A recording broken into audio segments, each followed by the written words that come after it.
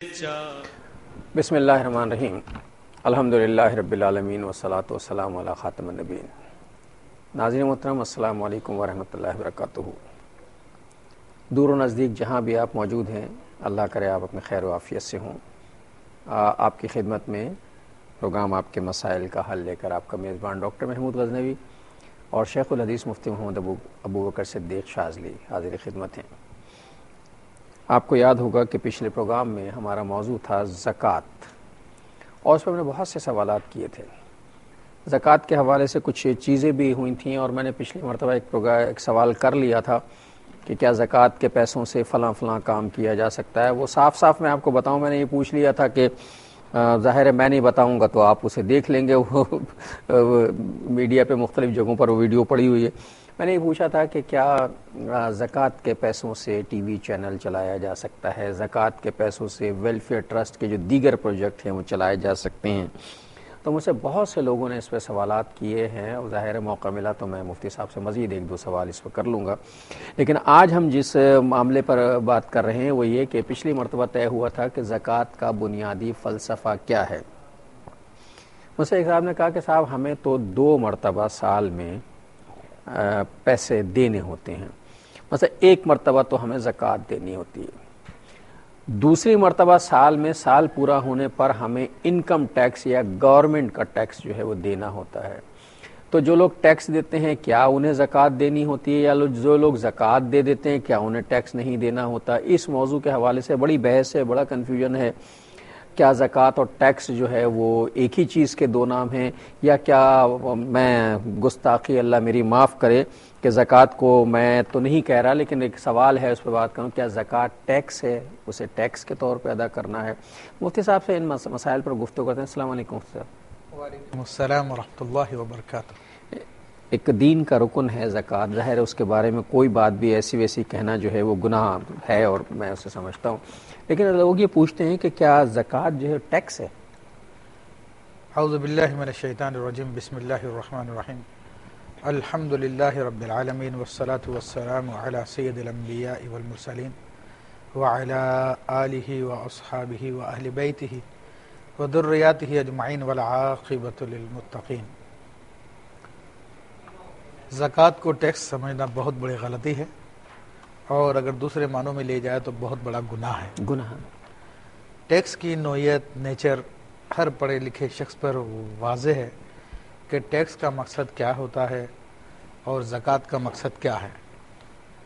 غادی النظر میں ٹیکس کو اگر دیکھا جائے تو یہ گورنمنٹ اپنے لوگوں پر اپنے گورنمنٹ کے کاموں کو چلانے کے لیے، بلکہ پورے ملک کی فلاح و بہبود کے لیے جو پیسہ لیتی ہے وہ ٹیکس ہوتا ہے، اور زکوٰۃ کا مصرف تو بالکل الگ ہے۔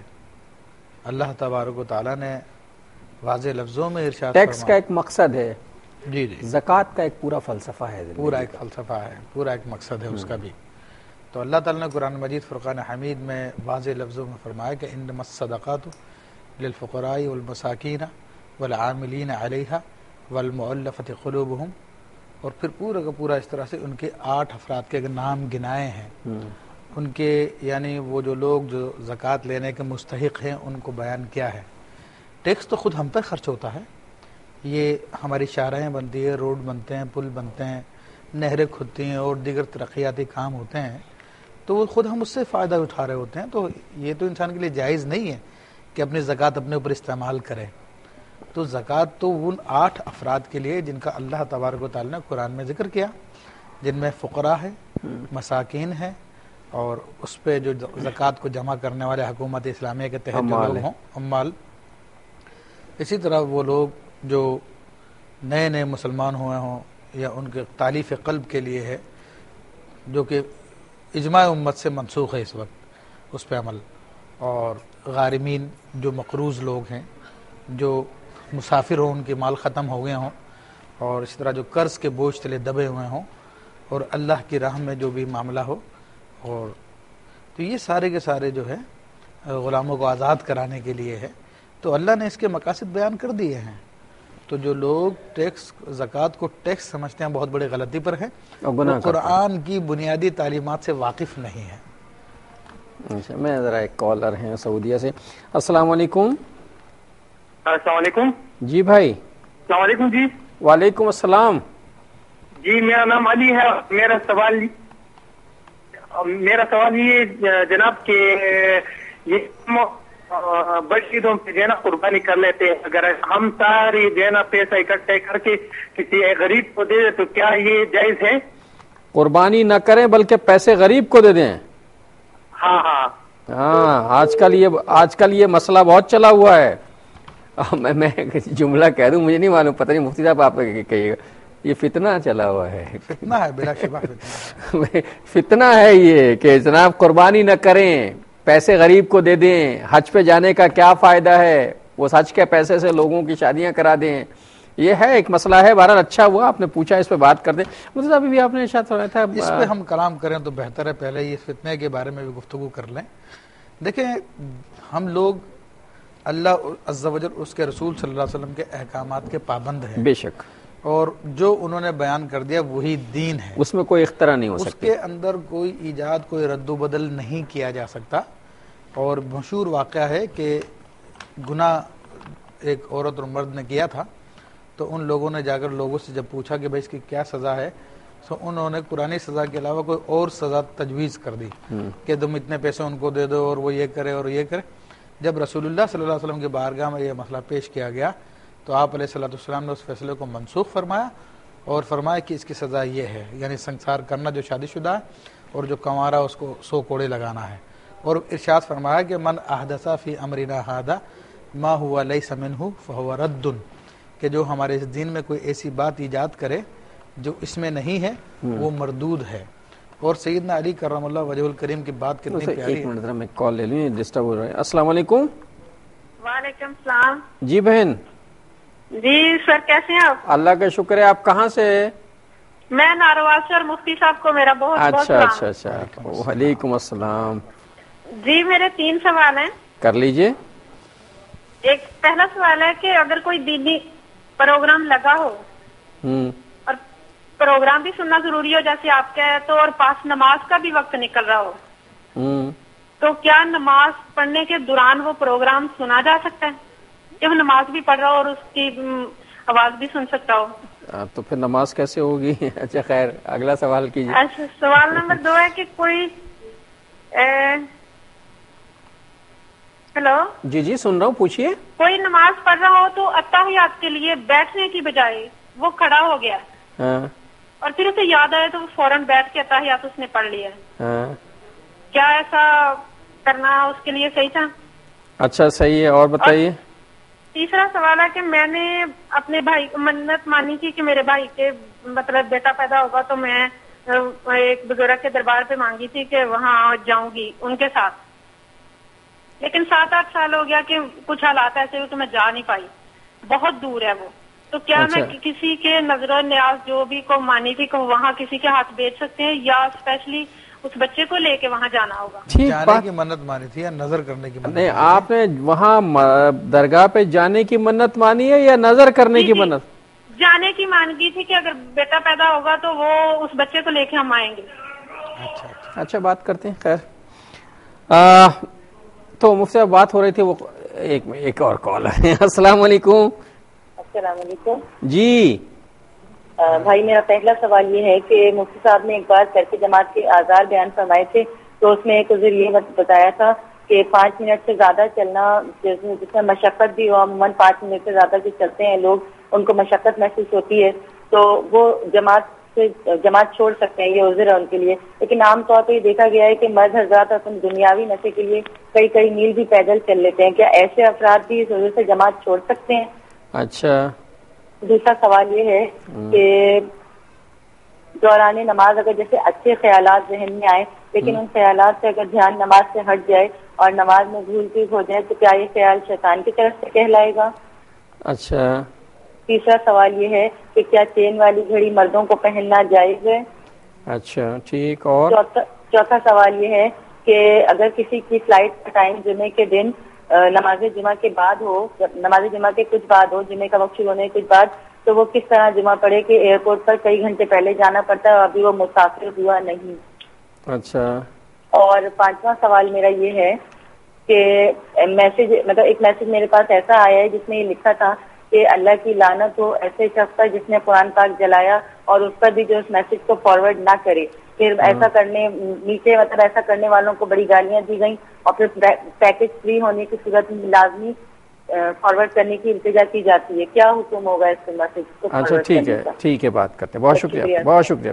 ہاں مفتی صاحب تو بات ہو رہی تھی اس فتنے کے حوالے سے جو آج کل رائج یہ مجھے بات نہیں کرنے دے رہے, یہ کہہ رہے ہیں کال ہے. جی دیجئے کال دیجئے. جی السلام علیکم. جی السلام علیکم, فاروق بات کر رہا ہوں. جی فاروق صاحب, آپ کی وجہ سے تو میں نے اپنی بات روکی ہے. جی بہت شکریہ, تھینک یو سر. جی سر پوچھنا یہ تھا کہ سالی سے پردہ ہے اور خالہ ساس اور پھوپھی ساس سے بھی پردہ کیا جا سکتا ہے؟ سالی سے؟ جی سالی سے. اچھا. اور خالہ ساس سے اور پھوپھی ساس سے بھی پردہ کیا جا سکتا ہے؟ اچھا.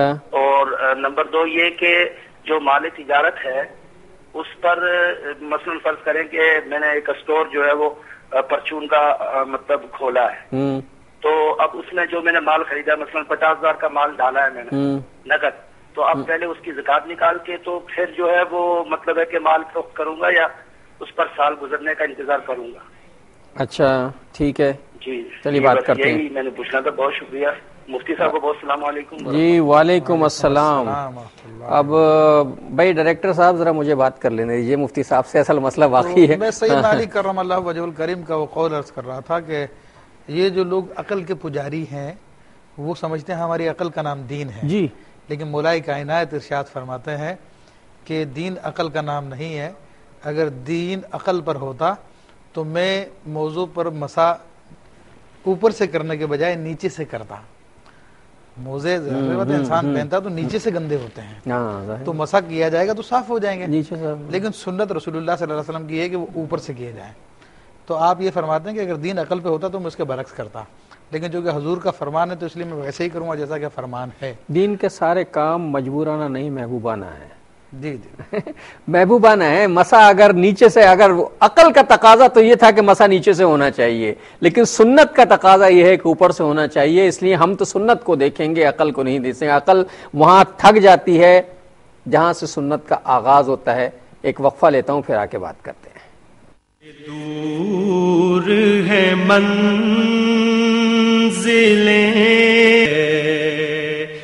السلام علیکم ورحمۃ اللہ وبرکاتہ. ویلکم بیک ناظرین. وقفے کے بعد پروگرام میں آپ کا خیر مقدم ہے, اور یہ میری رفتار صرف اس لیے بڑھی ہے کہ سوالات کی تعداد بہت زیادہ ہے, بات زیادہ کرنی ہے, وقت کم ہے. مفتی صاحب بہن عفت نے پوچھا تھا کہ دینی پروگرام دیکھ رہا ہو کوئی آدمی, نماز کا وقت نکل رہا ہو, تو کیا وہ نیت باندھ کے پروگرام سن سکتا ہے؟ نہیں مفہوم یہ نہیں تھا. یہ زیادتی ہے. اللہ تعالیٰ فرماتا ہے کہ واقعی الصلاۃ لذکری, نماز میری یاد کے لیے قائم کرو. تو جب انسان کسی کی یاد میں گم ہوتا ہے تو پھر دوسرے کی خبر نہیں ہوتی ہے. تو وہ بہت مشہور شعر بھی ہے کہ ہم وہاں ہوتے ہیں جہاں میں اپنی خبر نہیں ہوتی.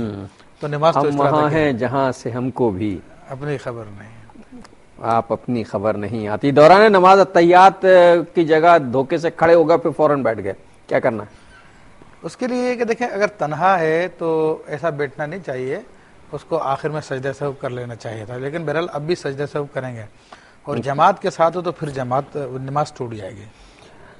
ایک سوال انہوں نے کیا تھا اور اس پر بہت سے کان کھڑے ہوئے ہیں, اور میں چاہوں گا کہ اس کا تفصیلی جواب ملنا چاہیے. انہوں نے کہا کہ میں نے اپنے بھائی کے لیے منت مانی تھی کہ اگر ان کے یہاں بیٹا پیدا ہوا تو فلاں درگاہ پہ جا کر حاضری دوں گی. اب وہ درگاہ چونکہ بہت زیادہ دور ہے, بچہ ہو گیا ہے, تو کیا اس درگاہ پہ میں اکیلی چلی جاؤں یا بچے کو لے کر جانا ہے؟ دیکھیں اس میں 3 سوال بنتے ہیں, لیکن آپ پہلے ارشاد فرمائیے. ہاں میں عرض کر رہا ہوں کہ نظر جو ہے 2 قسم کی علماء نے لکھی ہے, ایک نظر شرعی اور ایک نظر عرفی. تو یہ جو نظر ہے وہ شرعی نظر نہیں ہے بلکہ عرفی نظر ہے, جسے عرفن نظر کہہ دیا جاتا ہے, نظر نہیں ہے. ایک سوال آپ نے میرا پورا کر دیا, اس کو پورا کرنا کوئی واجب نہیں ہے. اور بزرگوں سے عقیدت ہے, بہرحال جب موقع ملا چلے جائے انسان, اور نہ ہی اس مزار پہ جا کے خاص طور پہ خیرات کرنا ضروری ہے.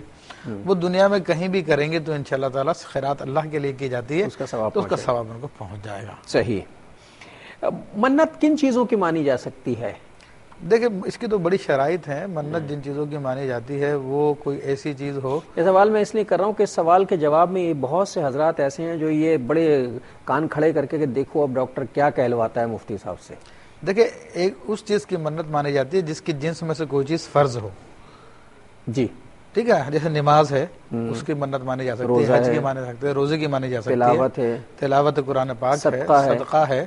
تو یہ کہیں جانے کا جو انہوں نے کہا تو وہ تو صرف حج کے لیے جانا فرض ہے، مزار پہ جانا فرض نہیں ہے، وہ سنت ہے. اچھا، حج کی منت مانی جا سکتی ہے؟ حج کی منت مانی جا سکتی ہے، نفل حج کی؟ جی جی جی بالکل مانی جا سکتی ہے، عبادت ہے. تو جی ہاں. پھر دوسرا ہے کہ بعین ہی وہ چیز خود فرض نہ ہو، بس کوئی کہے کہ آج کے ظہر کی میں نے نماز فرض کی میں نے منت مان لی، تو اس کا کوئی فائدہ نہیں، وہ تو آلریڈی فرض ہے. تو اب سیٹسفیکشن ہوئی نا کہ اصل میں کچھ ایسے معاملات ہوتے ہیں جس پہ بڑے ہم آپس میں ایک دوسرے سے چونچے لڑاتے ہیں، لیکن اصل چیز وہی ہے جو مفتی صاحب نے بتائی ہے کہ یہ چیزیں، اس لیے میں نے خاص طور پہ وضاحت کر دی تاکہ آپ کے تیور پہ بل نہ آئے. اور دوسری بات جو ہے وہ میں یہ پوچھا مفتی صاحب، ایک چیز میں آپ سے پوچھنا چاہ رہا تھا کہ آپ نے فرمایا تھا کہ زکوٰۃ جو ہے وہ جن لوگوں کو دی جائے ان میں کچھ لوگ ایسے لوگ جن کے مقروض ہوں، تو کیا کسی آدمی کی قرض سے جان چھڑانے کے لیے براہ راست اس کا قرض ادا کر دیا جائے زکوٰۃ سے، یا اسے دیا جائے کہ وہ دے؟ نہیں، اسے دیا جائے گا، اس شخص کو دیا جائے کہ یہ پیسے لو اور قرض ادا کرو. اچھا چلیے. اچھا، انہوں نے بہن نے پوچھا تھا کہ آپ نے فرمایا تھا کہ اگر مسجد تک جانے میں مشقت ہوتی ہو، مسجد دور ہو، تو گھر میں نماز پڑھ لینی چاہیے مردوں کو. تو کیا ایسے مردوں کو بھی گھر میں نماز پڑھنی چاہیے جو خود تو میلوں چل لیتے ہیں لیکن مسجد جاتے وقت کتراتے ہیں؟ دیکھیں، وہ جو میں نے 5 منٹ کا ایک بتایا تھا، ایک عمومی اعتبار سے بتایا تھا، ورنہ ہر شخص کی طاقت اور عادت کے اعتبار سے یہ معاملہ بدل جائے گا، کیونکہ یہ کوئی شریعت کی مقدار تو نہیں جو بیان کی جا رہی ہے، یہ ایک اندازہ ہی ہے. تو جو لوگ زیادہ چلنے پہ طاقت رکھتے ہیں تو ان کے لیے بہرحال جانا پڑے گا. ہاں، ان کے لیے وہ فاصلہ ہوگا کہ جس میں وہ تھک جاتے ہوں. صحیح. دوران نماز خیالات کی وجہ سے نماز سے توجہ ہٹ جاتی ہے، بہک جاتی ہے، تو کیا ہوگا؟ اچھے خیالات کی وجہ سے بہک جائے تو کیا وہ شیطانی ہے؟ تو دیکھیے، نماز کی طرف توجہ کرنی چاہیے کہ یہ اللہ کی یاد کے لیے نماز قائم کی جاتی ہے، لیکن بہرحال جب انسان کا دل مستقیم ہو جائے اور وہ غیر سے خالی ہو جائے تو اس وقت اس پہ الہامات ہوتے ہیں، اور وہ غیر مختلف قسم کے ہوتے ہیں، لیکن یہ عام انسان کے لیے نہیں ہے. عام انسان کے لیے تو یہی ہے کہ اچھا خیال بھی آ رہا ہے تو وہ سمجھ لیے شیطان کی طرف سے ہے جو اس کو غافل کرنے کے لیے. ایک بڑا دلچسپ واقعہ ہے. ایک شخص امام اعظم ابو حنیفہ رحمۃ اللہ علیہ کے پاس آیا اور آ کر اس نے کہا کہ حضرت، میں نے کہیں خزانہ دفن کیا تھا، جنگل میں جگہ بھول گیا ہوں، مجھے بتا دے کہاں ہوگی وہ جگہ. آپ نے فرمایا، بھائی مجھے کیا معلوم تم نے کہاں چھپایا تھا. تو بہرحال وہ ضد کرنے لگا. تو آپ نے فرمایا، اچھا ایسا کرو، تو 2 رکعت نماز اس طرح سے پڑھو کہ پوری رات جو ہے تمہاری نفل گزر جائے 2 رکعت میں، تو پھر تمہیں پوری یکسوئی توجہ کے ساتھ. بہرحال اس نے نماز شروع کی تو بعد میں پھر آیا آپ کے پاس، کہا حضرت نماز شروع کی تو مجھے یاد آ گیا. تو آپ نے فرمایا، تو نے نماز پوری کی نہیں کی؟ اس نے کہا نہیں. کہا اس لیے میں نے بتایا، ابلیس جو ہے نا تجھے کہاں نماز پوری کرنے دے گا، نماز پوری نہیں کرنا فوراً بتا دے گا فلاں جگہ مجھے. اچھا، میں نے ایک واقعہ بھی پڑھا، مجھے نہیں معلوم، آپ تصدیق کیجئے. میں نے حضور صلی اللہ علیہ وسلم کے حوالے سے ایک واقعہ، اللہ کرے صحیح ہو، کہ آپ صلی اللہ علیہ وسلم ایک موقع پہ نماز پڑھ رہے تھے اور بار بار نماز میں جو ہے وہ ہاتھ بڑھاتے تھے اور کہتے تھے کہ مجھے جنت کے خوشے جو ہیں وہ میرے ہاتھ کی طرف لپک رہے تھے. اسی طرح یہ نماز استسقاء تھی جو بہت مشہور ہے بخاری شریف میں، مسلم شریف میں. تو ایک مرتبہ تو آپ نے آگے ہاتھ بڑھایا، بلکہ آپ نے فرمایا کہ مجھے جنت کے خوشے پیش کیے گئے، تو اگر میں لے لیتا تو پھر وہ بہت کافی ہو جاتا. اس طرح کے الفاظ مفہوم عرض کر رہا ہوں. اور پھر ایک مرتبہ پیچھے بھی ہٹے تھے تو جہنم کی آگ دکھائی گئی تھی آپ کو. تو یہ احادیث کریمہ میں اس کا ہے. تو یہ وہ خاص لوگوں کے خاص یہی بات میں اس لیے کہلوانا چاہ رہا تھا.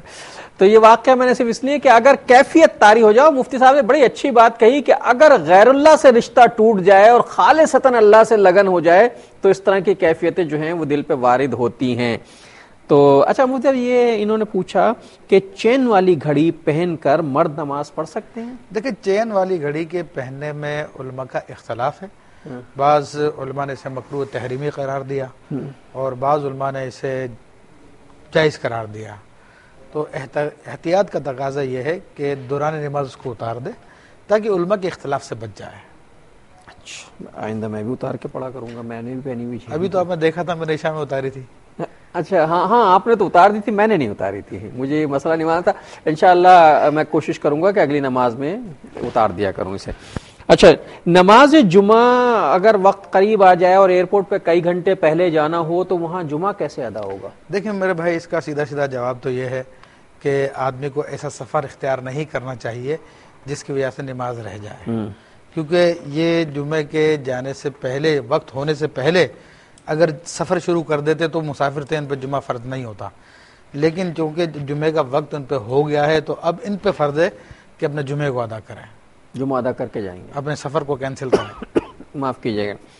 اچھا، انہوں بہن نے ایک سوال پوچھا ہے کہ ان کے پاس کوئی ایس ایم ایس آیا جس میں لکھا ہوتا ہے قرآن جلانے والے پر اللہ کی لعنت، تو اس میسج کو فارورڈ نہ کرنے والے پہ بھی اللہ کی لعنت۔ خیر پہلا جملہ تو ٹھیک ہے، لیکن دوسری بات جو اس نے کہی ہے یہ بڑی زیادتی کی بات ہے کہ اس میسج کو فارورڈ نہ کرنے والے پہ اللہ کی لعنت، یہ بہت غلط بات ہے۔ اس شخص کو اللہ کی بارگاہ میں توبہ کرنی چاہیے، اور اس طرح سے مسلمانوں کے گلے میں یہ بوجھ ڈالنا یہ نہایت غلط بات ہے، کسی کو مجبور کرنا، اس سے خود ہی پہ ممکن ہے لعنت پڑ جائے، کیونکہ حدیث کریمہ میں تو یہ آتا ہے کہ کسی نے کسی پہ لعنت کی اور وہ لعنت کا مستحق نہیں ہے تو وہ لعنت جو ہے پھر اسی شخص پہ لوٹ آتی ہے جس نے وہ لعنت کی ہے۔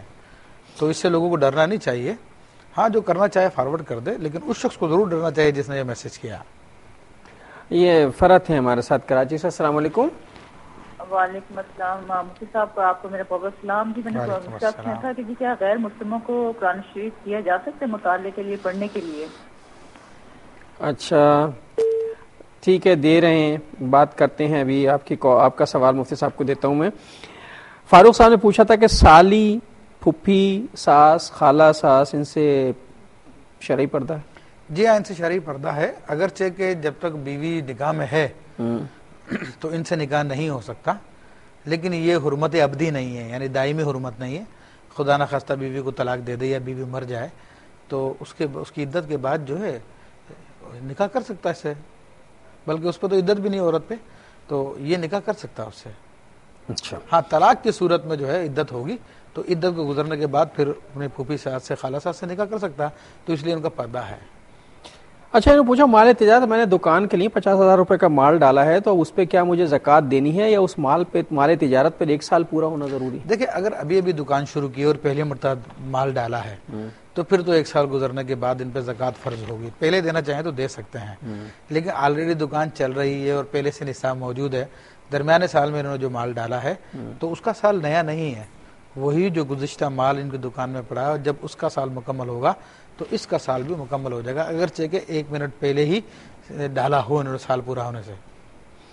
یہ بہن فرت نے پوچھا کہ کسی غیر مسلم کو مطالعے کی غرض سے قرآن حکیم دیا جا سکتا ہے؟ دیکھیے اللہ تعالیٰ ارشاد فرماتا ہے کہ انما المشرکون نجس، کہ جو مشرک ہیں وہ نجس ہیں، ان کے عقیدے کی نجاست ہے، اور پھر ارشاد فرماتا ہے لا یمسہ الا المطہرون، اس قرآن کو نہ چھوئیں مگر وہ جو بہت پاکیزہ لوگ ہیں۔ تو اس لیے امام اعظم ابو حنیفہ رحمۃ اللہ علیہ فرماتے ہیں کہ میں اپنے پاس بٹھا کر تو اس کو قرآن کی تعلیم دے سکتا ہوں، لیکن قرآن نہیں دوں گا اس کو میں، اور اسی لیے نبی کریم صلی اللہ علیہ وسلم نے منع فرمایا کہ قرآن مجید کو لے کر دشمنوں کی زمین کی طرف سفر نہ کرو کہ قرآن کا احترام نہیں کریں گے۔ تو ان کو قرآن کی تفسیر وغیرہ سمجھائی جا سکتی ہے، وہ بک دی جا سکتی ہے، لیکن خالصتاً قرآن پاک نہیں دیا جا سکتا۔ اچھا، زکوٰۃ کی مقدار کیا ہوگی؟ اب ہم اپنے اصل مسئلے کی طرف آتے ہیں، زکوٰۃ کی مقدار کیا ہوگی، لیکن وہ کہہ رہے ہیں کہ اصل مسئلے سے پہلے بھی ایک مسئلہ ہے اور وہ ہے کال۔ السلام علیکم۔ السلام علیکم۔ وعلیکم السلام بھائی، کیسے؟ جی بہن فرمائیے۔ بھائی پہلا میرا سوال یہ ہے کہ جو بچوں کے آج کل انشورنس کرواتے ہیں کیا یہ جائز ہے؟ کیا چیز؟ انشورنس جو کرواتے ہیں بچوں کی آج کل، کیا مفتی صاحب سمجھ میں آئے؟ اچھا، بچوں کی انشورنس ہے۔ انشورنس۔ دوسرا سوال میرا یہ ہے کہ جس محلے میں میں رہتی ہوں وہاں کافی غریب لوگ ہیں اور کسی کا پانی نہیں ہے، میرے دروازے پہ صبح شام رات کسی وقت وہ آ جائے، کبھی کبھی اتنا ہی انسان تنگ ہو جاتا ہے بہت زیادہ، تو کسی کو غصے میں مطلب کچھ کہہ کرتا ہے، پھر اس بات کی معافی بھی مانگ لیتا ہے، تو کیا وہ میری نیکی چلی جاتی ہے؟ اور تیسرا سوال میرا یہ ہے جی فرمائیے۔ تیسرا سوال میرا یہ ہے کہ انسان ایک بہت گنہگار ہے اور اس کی اس بات کے ساتھ میں نے بہت گناہ کیے ہیں اور اس نے رب سے سچے رضی سے اور سچے دل سے توبہ کر لی ہے، اور اپنے آپ سے ان گناہوں سے انسان اتنے اپنے آپ سے نفرت کرنے لگا ہے، تو کیا اس کی سچے دل سے توبہ کو بولے گئے؟ مجھے کچھ اس بات بولنے کے لیے۔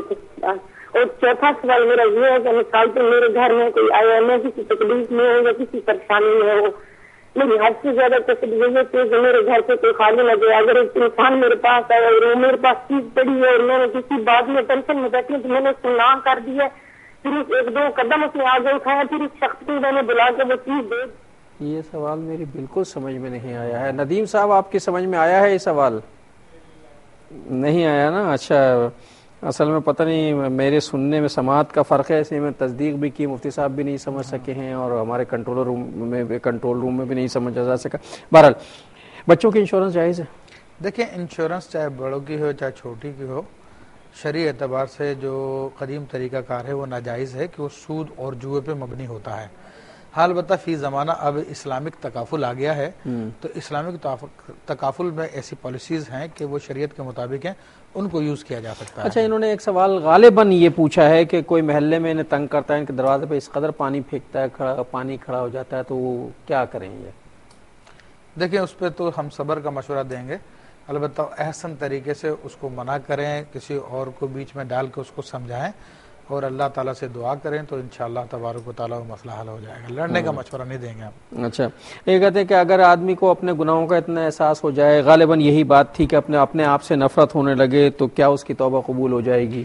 دیکھیں توبہ کے درست ہونے کے لیے ضروری ہے کہ جس گناہ سے توبہ کی جا رہی ہے اس گناہ کو چھوڑ دیا جائے. نمبر 2, اس کو آئندہ کبھی نہ ارادہ کرنے کا ارادہ کر لیا جائے کہ کبھی نہیں کروں گا, ندامت و شرمندگی ہو. تو یہ 3 چیزیں پائی جاتی ہیں تو پھر توبہ جو ہے ایسی توبہ قبول ہوتی ہے. اور حدیث کریمہ میں آتا ہے جو ایسی توبہ کرتا ہے التائب من الذنب کمن لا ذنب له, گناہ سے توبہ کرنے والا ایسا ہی ہے جیسا کہ اس نے گناہ کیا ہی نہیں. لیکن یہاں پر غلطی یہ ہوتی ہے کہ بعض لوگ گناہ سے توبہ کرتے ہیں لیکن وہ کام بھی جاری رکھے ہوتے ہیں, اللہ میری توبہ اللہ میری توبہ, اس پہ شرمندہ بھی ہوتے ہیں, غم میں بھی ہوتے ہیں, لیکن وہ کام جاری ہو رہا تھا, تو وہ توبہ نہیں ہے, وہ فراڈ ہے اپنے آپ سے. میں نے کہا وقت اس کے بعد آ کے پھر آگے بڑھتے ہیں پروگرام میں. سے دور ہے من جسے السلام علیکم ورحمۃ اللہ وبرکاتہ. ویلکم بیک ناظرین, وقفے کے بعد پروگرام میں آپ کا خیر مقدم. مجھے پتا ہے کیا پوچھ رہے ہیں آپ, یہی پوچھ رہے ہیں نا کہ زکوٰۃ کس پر فرض ہوگی.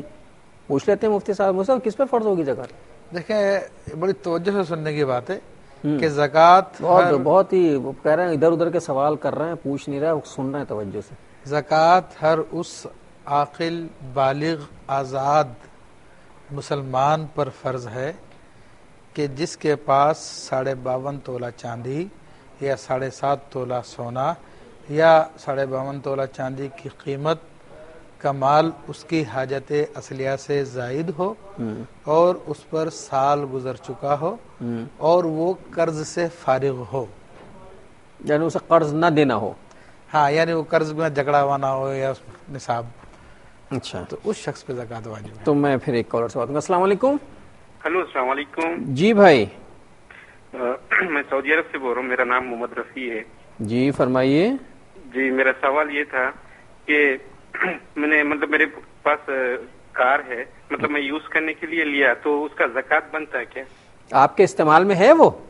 جی میں میرے استعمال میں فیملی کے استعمال میں ہے. تو ابھی جو میں نے ڈیفینیشن بتائی تھی اس میں حاجت اصلیہ سے فارغ ہو, یہ آپ کے استعمال میں ہے. تو جو اس کے استعمال میں آ رہی ہے وہ اس پہ زکوٰۃ نہیں, اس پہ زکوٰۃ تو نہیں ہوگی. جس پلاٹ پہ آپ رہ رہے ہیں اس پہ زکوٰۃ نہیں ہوگی, جس دکان میں آپ کام کر رہے ہیں اس پہ زکوٰۃ نہیں ہوگی.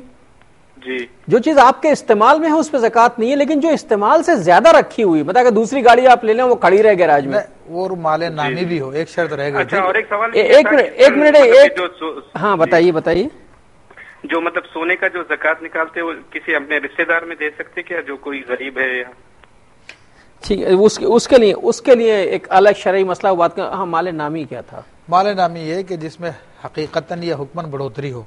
سونا چاندی میں بڑھوتری ہوتی ہے, قیمت بڑھتی ہے. ہاں, اور اس کے علاوہ جو ہے جو مال تجارت ہے اس میں بھی قیمت بڑھتی ہے, وہ حکماً مال نامی ہے. اور سائمہ جانور ہوتے ہیں تو وہ بھی مال نامی ہے. اس کے علاوہ باقی جو سامان ہے, جیسے کہ آپ نے کہا دوسری گاڑی یا تیسری یا چوتھی گاڑی بھی ہو, تو وہ مال تجارت کے نہیں ہے, تو اس پہ زکوٰۃ نہیں ہے. اگر بیچنی نہیں ہے؟ ہاں, بیچنی نہیں ہے تو لے کے گھر میں ڈال دی, گھر پہ ڈالیے, کبھی کبھار یوز کر لیتے ہیں, اس پہ زکوٰۃ نہیں ہے. بھائی صاحب اسی لیے کہتے ہیں زیادہ نہیں بولنا چاہیے, غلط بول دی ہے میں نے, میں اپنے الفاظ واپس لیتا ہوں, اللہ معاف کرے مجھے. بہرحال سونے ایک کالر سے ذرا بات کرنا. السلام علیکم. السلام علیکم جی بہن. مفتی صاحب کو میرا بہت بہت السلام علیکم. وعلیکم السلام. حضرت صاحب میرے 3 سوال ہیں. پہلا سوال میرا یہ ہے کہ یہ جمعے کے متعلق جو قرآن میں حکم ہے کہ خرید و فروخت کرتے ہیں تو یہ کس وقت سے کس وقت تک کا ہے اور یہ خواتین کے لیے اور مردوں کے لیے الگ الگ ہے یا سب کے لیے کمبائن ہے؟ اسی دن میں میرا یہ ہمارے طرف مسجد میں نماز 1:30 بجے ہوتی ہے نا, اسی دن میں مجھے یہ پتہ کرنا ہے کہ ایک عورت نے گھر میں, جیسے وہ عورتیں آتی ہیں نا گلیوں میں چیزیں بیچتی ہیں, تو اس نے گھر میں جمعے کی نماز سے آدھا گھنٹہ پہلے یعنی کہ 12:30 پونے 1 بجے اس نے کچھ چیزیں خریدی, چادریں وغیرہ. تب اس کے دل میں ڈاؤٹ ہے کہ یہ میں نے خرید لی ہیں, اپنے کے خرید لی ہیں. ٹھیک ہے. سیکنڈ سوال سر میرا یہ ہے کہ یہ جمعے اور ہفتے کا جو روزہ کمبائن کہتے ہیں کہ اگر جمعے کا روزہ رکھو نفلی تو اس کے ساتھ جمعرات یا ہفتہ ملانا ہے, تو اس کے متعلق کیا ہوگا؟ کیا جمعے کا روزہ اگر نفلی روزہ جمعے کا رکھیں تو اس کے ساتھ ایک دن ملائیں, یا جمعرات پیچھے ملائیں یا آگے ہفتہ ملائیں. اچھا ٹھیک ہے. سر میرا تیسرا سوال یہ ہے کہ یہ قربانی کے متعلق میرا سوال ہے کہ غنی کی کیا تعریف ہے؟ ایک آدمی ہے وہ 25-30 ہزار روپیہ کما لیتا ہے, وہ خرچ کر لیتا ہے, لیکن اس نے 6 مہینے پہلے ایک دمبا لیا قربانی کی نیت سے, لیکن اس کا دمبا بیمار ہوا اور ان لوگوں نے ذبح کر دیا. تو اب وہ کس میں آئے گا, غنی میں آئے گا یا فقیر میں آئے گا؟ مطلب اسے وہ دمبا جو اس نے قربانی کی نیت سے 6 مہینے پہلے لیا تھا وہ تو ذبح ہو گیا, اس کے لیے کیا ہوگا؟ ٹھیک ہے بہن, بات کرتے ہیں. اچھا بھائی, میرے بھائی آپ نے جو سوال پوچھا تھا کار کے حوالے سے, مفتی صاحب نے بہت وضاحت سے جو غلطی میں نے کی تھی اس کی بھی تصحیح ہو گئی ہے, اور اگر کوئی صاحب اسکرین سے اٹھ کے چلے گئے تھے تو وہ پروگرام ریپیٹ میں دیکھ لیجیے گا, میں نے اپنی غلطی کی معذرت کر لی ہے. پھر کال آ گئی ہے. السلام علیکم. السلام جی. ہلو جی. السلام علیکم. وعلیکم السلام. بھائی مفتی صاحب سے میرے کو یہ سوال ہے کہ میرے بھائی ہے عمر میں تھوڑے بڑے ہیں, ابھی رمضان کا انشاءاللہ ابھی مہینہ آنے والا ہے نا, اس کے بعد وہ روزہ نہیں رہ سکتے کیونکہ ان کے 2 بار دل کا آپریشن ہوا ہے. میں عمان سے بات کر رہی ہوں. وہ بڑے عمر کے ہیں میرے بھائی, ابھی یہ سال میں نہیں رہ سکتے. اس کا فدیہ, ایک روزے کا فدیہ کتنا ہوتا, وہ 30 روزوں کا کتنا کامل پورا کتنا ہو سکتا, آپ تھوڑا بتا دیجیے نا. ٹھیک ہے, بات کرتے ہیں. اچھا, ان کا سعودیہ سے جو بھائی تھے ہمارے, ان کا دوسرا سوال یہ تھا کہ سونے کی پہ زکوٰۃ دینی ہے تو کیا اپنے رشتہ دار کو, غریب رشتہ دار کو دے سکتے ہیں؟ جی ہاں, غریب رشتہ داروں کو دے سکتے ہیں جو باپ دادا اور اس طرح اپنے اولادیں پوتا پوتی نواسا نواسی وغیرہ نہ ہو, براہ راست یعنی اپنی اصل اور فرا نہ ہو, باقی سب رشتہ داروں کو. اچھا ٹھیک ہے. میں نے پوچھا کہ جمعے کی خرید و فروخت کا حکم ہے تو مردوں عورتوں دونوں کے لیے ہے؟ دیکھیں وہ اذا نودی للصلاۃ من یوم الجمعۃ فاسعوا الی ذکر اللہ وذروا البیع, کہ جب جمعے کے لیے پکارا جائے تو پھر دوڑ پڑو اللہ کے ذکر کے لیے اور بیع کو چھوڑ دو. تو یہ ان لوگوں کے لیے جن پہ جمعہ فرض ہے, جن کو جمعہ ادا کرنا ہے. تو عموماً مردوں پہ فرض ہے, عورتوں پہ جمعہ فرض نہیں ہے. وہ اپنے گھروں پہ ظہر ادا کرتی ہیں. تو اور اس کا وقت شروع ہو جاتا ہے, فقہا جو محققین ہے وہ یہی فرماتے ہیں کہ جیسے ہی وقت ظہر شروع ہوتا ہے اس وقت سے جو ہے یہ جمعے کا وقت شروع ہو گیا. اذان ہو یا نہ ہو, بہرحال یہ سارے کام بند کر دی جائے, اب جمعے کی تیاری کی جائے. جب زوال کا وقت ختم ہو جاتا ہے اس کے کچھ دیر کے بعد ظہر شروع ہو جاتی ہے. جی ظہر شروع ہو جاتی ہے, تو وہ اس وقت سے چاہے اذان ہو یا نہ ہو کاروبار چھوڑ دینا چاہیے, اس وقت کاروبار نہیں کرنا. اچھا, اور عورتوں کے لیے بھی حکم یہ ہے کہ بہرحال اس میں احتیاط کریں. اچھا, انہوں نے جو خریداری اس دوران کر لی ہے, بہرحال ایسا کرنا مکروہ تحریمی ہے, لیکن وہ چیز خریدی وہ جائز ہے. اچھا چلیے, وہ حرام نہیں ہو جائے گی چیز, لیکن یہ فعل جو ہے غلط تھا, ایسا نہیں کرنا چاہیے. اچھا چونکہ آپ کو پتہ نہیں تھا اس میں توبہ کر لیجئے. اور انہوں نے کہا کہ جمعے کا نفلی روزہ رکھنا ہے تو کیا اس کے ساتھ ایک روزہ ملانا ہوگا, پہلے جمعرات کا یا ہفتے کا؟ دیکھیں یہ ضروری نہیں ہے, البتہ جمعے کا روزہ رکھنا خاص طور پر مردوں کے لیے مکروہ تنزیہ ہے کہ اس میں جمعے کے لیے کمزوری آ جاتی ہے. اور بہرحال یہ سنت ہے رسول اللہ صلی اللہ علیہ وسلم کی کہ جمعے کا تنہا روزہ رکھنے کے بجائے ایک روزہ پہلے ملا لیں. اور خاص طور پہ جو عاشورہ کا روزہ ہے اس میں تو خاص طور پہ سنت ہے کہ اس میں آپ نے ارشاد فرمایا کہ خالف الیہودا, کہ یہود کی مخالفت کرو کہ وہ ایک ہی روزہ رکھتے ہیں, ہم 2 روزے رکھیں گے. ابھی جو شب برات آئی تھی جی اس میں جمعے کا روزہ رکھا گیا ہے, چونکہ جمعرات جو تھی وہ جمعے کی رات تھی. جی تو رات کو آئے گا تو ایک روزہ رکھا ہے کہ اس کے ساتھ بھی روزہ ملانا ہے. بہتر تھا اس کے ساتھ ملا لیا جاتا، اور اگر نہ ملایا گیا ہو تو اس میں گناہ نہیں ہے. گناہ نہیں ہے. اچھا، انہوں نے کہا کہ کسی شخص جو پیسے لاتا ہے وہ 25-30 ہزار روپے وہ خرچ کر لیتا ہے، اس نے ایک دنبا خریدا تھا قربانی کی غرض سے، وہ دنبا بیمار ہو گیا، لوگوں نے ذبح کر دیا، تو اب دیکھ شرعی اعتبار سے وہ شخص شرعی فقیر میں آتا ہے، کیونکہ اس کے پاس نصاب کی رقم نہیں ہے جو اس کی حاجت اصلی زائد ہو. تو فقیر جب بھی قربانی کی نیت سے کوئی جانور خریدے گا تو وہ اس پر واجب ہو جائے گی، کیونکہ وہ قربانی نہیں بلکہ نظر اس کے اوپر ہے. تو اب نظر کا پورا کرنا شریعت نے واجب قرار دیا ہے. تو اس کا وہ جانور مر گیا یا ذبح کر لیا گیا یا چوری ہو گیا تو اس کے لیے حکم شرعی یہ ہے کہ قربانی کے دنوں میں واپس سے وہ قربانی کا جانور خریدے اور اس کے بدلے میں ذبح کرے، نظر کو پورا کرے. کیسی عجیب بات ہے کہ جو شرعی فقیر ہے اسے ضرورت ہی نہیں ہے، وہ پھر بھی مان کے بیٹھا ہوا ہے. اچھا، شوق ہوتے ہیں محبت کرنے والے اللہ تعالیٰ سے، اس کے رسول سے. اچھا، عمان سے ہماری بہن نے پوچھا کہ ان کے بہنوں جو ہیں بہت عمردار ہیں، بہت ضعیف ہیں اور وہ روزہ نہیں رکھ سکتے، تو انہیں فدیہ دینا ہوگا. تو کتنا فدیہ دینا ہوگا؟ اچھا، فدیہ کے مسائل بھی ذرا بتا دیجیے، ایسا نہ ہو کہ ہم یہ کہیں فدیہ دینا تو جتنے ضعیف ہیں فدیہ دینا شروع کر دیں. دیکھیں فدیہ تو وہی شخص یا اس کی جانب سے دیا جا سکتا ہے کہ جو ایسے مرض میں مبتلا ہو گیا کہ جس سے ابھی صحیح ہونے کی امید نہیں ہے. تو اگر واقعی وہ ایسے مریض ہیں تو ان کے لیے حکم یہ ہے کہ ان کی طرف سے ایک فدیہ 2 کلو 50 گرام گندم یا اس کا آٹا ہے. اب ہر ملک کی کرنسی الگ الگ ہوتی ہے اور آج جو ریٹ ہے ضروری نہیں کہ کل گندم کے وہی ریٹ ہوں، تو ہم کوئی اس کا اماؤنٹ نہیں بتا سکتے ابھی. تو 2 کلو 50 گرام گندم اس کے حساب سے وہ دے دیں. عمان میں جو بھی ریٹ چل رہا ہو یا جہاں بھی ہیں وہ 2 کلو 50 گرام گندم آپ کے جس علاقے میں سکہ رائج الوقت جو قیمت بھی ہے اس کے مطابق جو ہے وہ آپ اس کا فدیہ، ان کا فدیہ دے دے. 30 دن کا فدیہ دینا ہے. ہاں، اور یہ بھی ہے کہ اگر کوئی شخص ایسا مریض تھا کہ جس کے صحیح ہونے کی امید نہیں تھی، اس کا فدیہ دے دیا گیا لیکن بعد میں اللہ نے صحیح کر دیا اسے، تو اب وہ اپنے روزوں کی قضا کرے.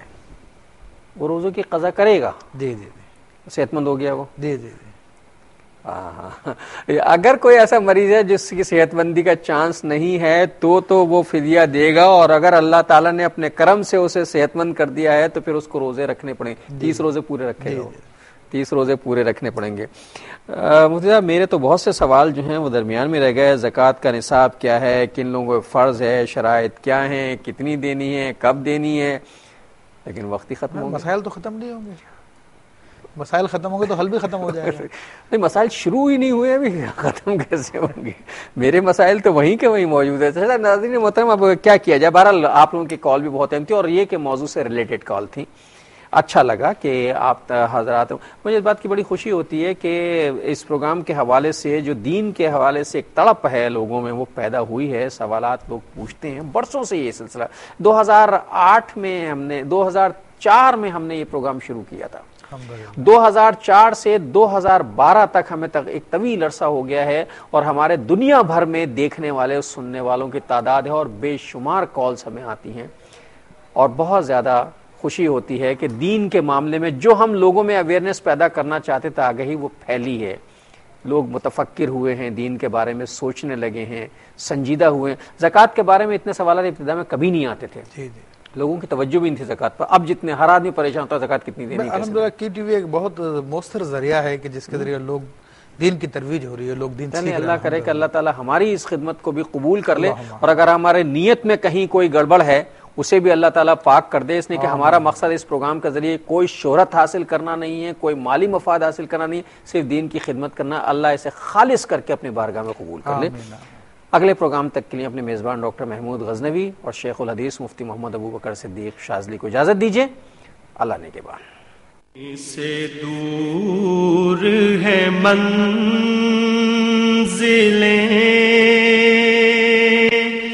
نہ کوئی قریب کی بات.